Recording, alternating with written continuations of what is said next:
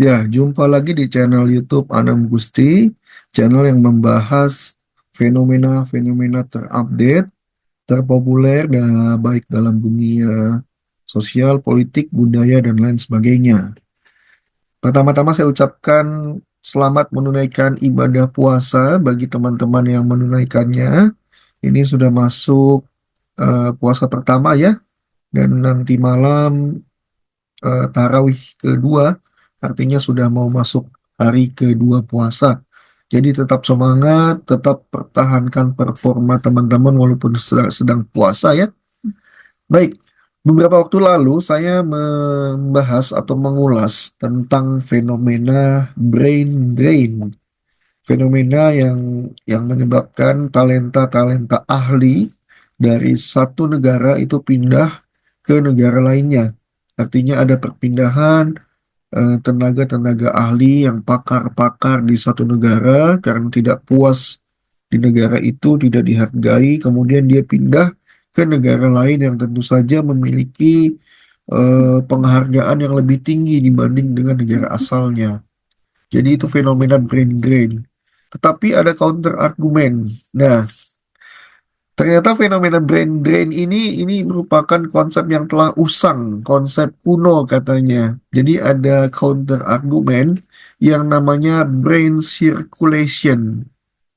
Ya, jadi ini tentu saja seru. Ini terjadi dialektika antara argumentasi tentang brain drain dengan brain circulation. Nah, ini kita akan bahas brain circulation ini seperti apa sih? Apakah memang merupakan suatu konsep baru yang menghilangkan atau menggantikan konsep brain drain yang selama ini sering kita dengar di media-media cetak maupun media sosial ya.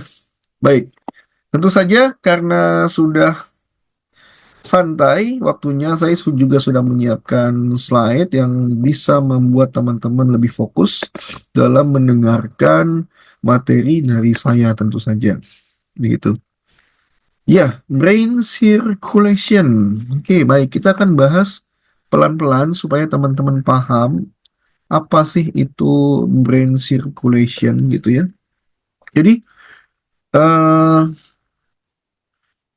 ternyata konsep konsep brain circulation ini adalah suatu konsep ya yang menggantikan konsepnya brain drain. Kenapa?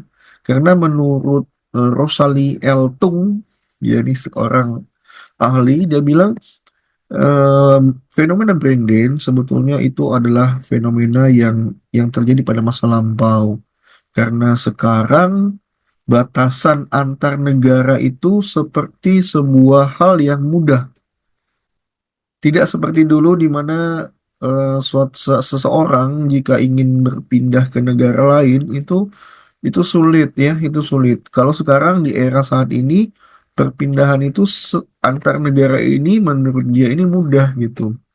Makanya konsep brain drain ini telah dihilangkan sehingga menjadi istilahnya brain circulation. Nah, kenapa? Yang pertama adanya era globalisasi. Era globalisasi ini merupakan era yang mengubah segalanya, teman-teman. Era di mana pertukaran informasi melalui internet ini mudah sekali kita dapatkan ya. Kalau kita dulu belajar itu perlu buku cetak. Sekarang teman-teman mudah sekali mendapatkan informasi melalui internet.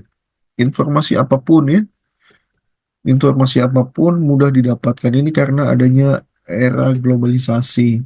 Era ini juga yang menyebabkan pertukaran informasi antar satu negara dengan negara lain ini mudah didapatkan.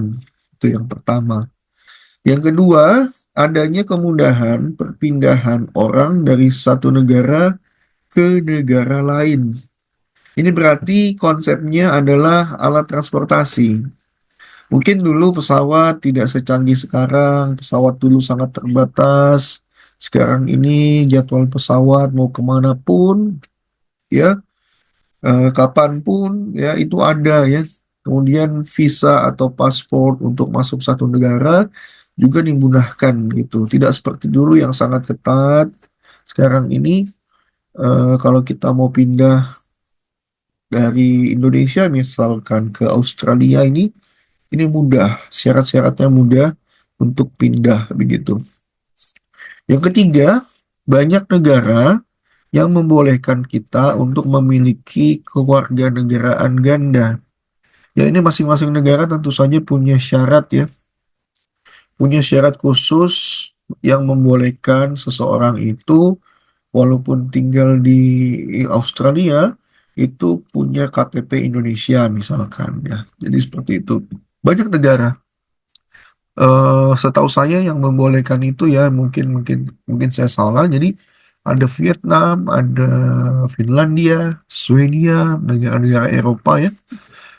Kemudian Australia juga bisa. Dia ada visa visa khusus ya, visa khusus. Tapi kita tetap memiliki kewarganegaraan Indonesia, kewarganegaraan asal kita. Jadi tentu saja kalau teman-teman mau lebih mendetail negara mana saja yang membolehkan, tentu saja negara tersebut punya syarat-syarat khusus ya. Ini perlu dibahas lebih detail lagi. Yang keempat, banyaknya karir atau pekerjaan yang dilakukan lintas negara. Jadi saya berada di domisili di Indonesia, itu bisa saja mengerjakan proyek yang ada di Amerika Serikat misalkan. Sekarang tidak ada hal yang mustahil. Jadi semuanya bisa ya, semuanya bisa berpindah. Orang Amerika bisa juga bekerja di Brazil hanya dengan menggunakan internet misalkan. Pekerja lepas ya, pekerja lepas, terutama pada era COVID saat dulu itu banyak pekerjaan yang dilakukan secara freelance, tentu saja mengerjakan pekerjaan-pekerjaan dari luar negeri itu banyak sekali pada saat itu. Tumbuh, tumbuh ekonomi baru. Jadi empat syarat ini yang menurut Rosalie Eltung yang menyebabkan konsep brain drain ini sudah tidak ada, yang ada adalah konsep brain circulation. Tapi tentu saja itu kalau Rosalie Eltung bilang itu konsep usang, tentu saja kita perlu tahu nih sejarahnya pernah ada nggak sih brain drain yang terjadi di Indonesia. Nah, saya sudah mengutip, mencari referensi, ternyata memang sejarah brain drain ini memang masanya masa masa yang lampau ya. Jadi saya mengutip nih sebagai bahan informasi teman-teman. Jadi pada tahun 1960 sampai 1965, saat itu Presiden Soekarno mengirimkan ribuan pelajar-pelajar untuk belajar di negara Blok Timur, ya negara Rusia, Uni Soviet pada saat itu, negara Ceko untuk belajar menimba ilmu di sana. Nah, beasiswanya namanya beasiswa Duta Ampera. Nah, ketika tahun ini 60 sampai 65 ini tahun politis di mana gerakan Partai Komunis Indonesia sedang gencar-gencarnya terjadi di Indonesia. Sehingga pada saat mereka pelajar ini sudah saatnya kembali, itu dilarang pulang pada saat itu. Karena bertepatan atau sedang sedang eh, terjadinya suatu peristiwa hebat, peristiwa G30S PKI, yang peristiwa ini juga menjadi cikal bakalnya turunnya Presiden Soekarno pada saat itu. Jadi pelajar-pelajar tadi ya yang tadinya diharapkan untuk membawa pikiran mereka, pikiran internasional mereka, pikiran yang lebih maju dari negara Eropa Timur ini tidak kembali. Mereka tetap berada di Uni Soviet, di Cekoslovakia dan lain sebagainya. Jadi ini sangat disayangkan. Ternyata pernah ada pelajar-pelajar yang mendapatkan beasiswa Duta Ampera ini tidak kembali karena dilarang pulang karena adanya peristiwa G30S PKI pada saat itu. Yang kedua, sejarah brain drain itu pada tahun 1985 hingga 1992. Artinya di era Orde Baru. Di mana pada saat itu Presiden Soeharto memberikan beasiswa ke Jerman, ke Jepang, ke Amerika Serikat untuk untuk pelajar ini belajar ya menimba ilmu di dunia di kancah internasional. Nah, beasiswa, beasiswa ini dikenal dengan namanya beasiswa Habibie. Beasiswa Habibie ya.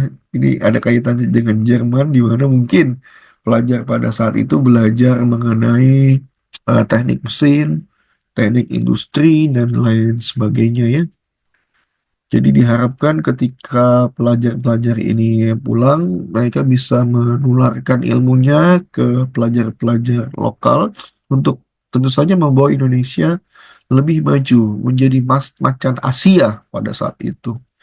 Tapi ternyata sayangnya banyak pelajar-pelajar tersebut tidak kembali lagi ke Indonesia. Mereka lebih memilih untuk menetap di Jerman, di Jepang, dan di Amerika Serikat ya. Ini sangat sekali disayangkan ya. Kenapa mereka sudah disekolahkan tapi tidak mau kembali lagi ke negara asalnya. Jadi dua peristiwa ini yang mengistilahkan sejarahnya brain drain atau otak-otak ahli yang cerdas ini tidak mau lagi kembali ke negara asalnya. Jadi dua peristiwa ini merupakan peristiwa yang sangat bersejarah yang membuat istilah brain drain ini ada di Indonesia gitu. Ya sebetulnya ya sebelum saya masuk ke kesimpulan sebetulnya ada dampak positifnya brain circulation ini. Kalau kita bahas ya tidak hanya dari sisi akademik pelajar ya, yang lebih mudah saja kita ambil contoh pemain sepak bola. Negara Brazil khususnya ya, saya bahas negara Brazil ini negara yang punya talenta-talenta pesepak bola yang sangat-sangat banyak sekali ya, karena mereka memang nggak tahu kenapa bakat-bakat alamiah Brazil ini sangat didambakan di Eropa. Mulai dari eranya Romario, Ronaldinho, Rivaldo, Ronaldo botak, hingga eranya Neymar. Saat ini ada eranya Vinicius Junior di Real Madrid yang sudah matang. Ini talenta-talenta yang memang memang bisa dikatakan termasuk brain circulation ya. Jadi mereka mereka itu tadi karena adanya era globalisasi, mudahnya pindah satu negara ke negara lain dan lain sebagainya. Mereka yang di Brazil bisa mendapatkan visa untuk bekerja di Eropa. Ini ini menjadi salah satu contoh ya, di mana ketika mereka kembali ke negara asalnya untuk membela timnas mereka, mereka bisa berkontribusi secara maksimal di negaranya. Tentu saja kita ingat tahun 2022 di mana itu era keemasan Brazil pada saat itu yang bisa membawa timnasnya juara Piala Dunia ya. Baru-baru ini 2000 berapa 2022 ya ada Argentina yang juara ya lewat Lionel Messi-nya. Talenta Argentina, talenta berbakat yang lama bermain di Eropa mulai dari Barcelona, Paris Saint-Germain hingga sekarang di Amerika Serikat ya. Itu contoh brain circulation yang bisa dimanfaatkan oleh oleh negara.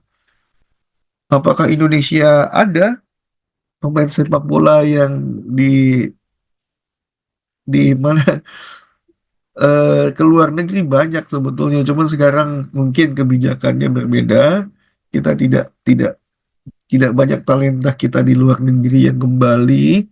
Yang ada adalah sekarang kita mengandalkan diaspora, pemain keturunan yang bisa membawa timnas kita bisa berbicara banyak di kancah Asia dan targetnya tentu saja masuk Piala Dunia ya. Sekarang sudah sisa 3 pertandingan lagi kualifikasi.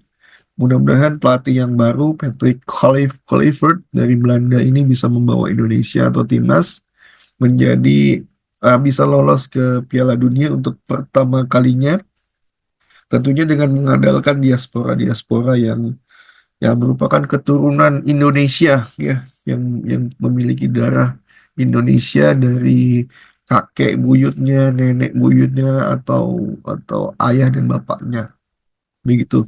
Jadi teman-teman, kesimpulannya dampak positif dari brain circulation ini meliputi peningkatan inovasi, transfer teknologi, hingga pertumbuhan ekonomi, dan tentu saja ada penguatan kerjasama internasional ya.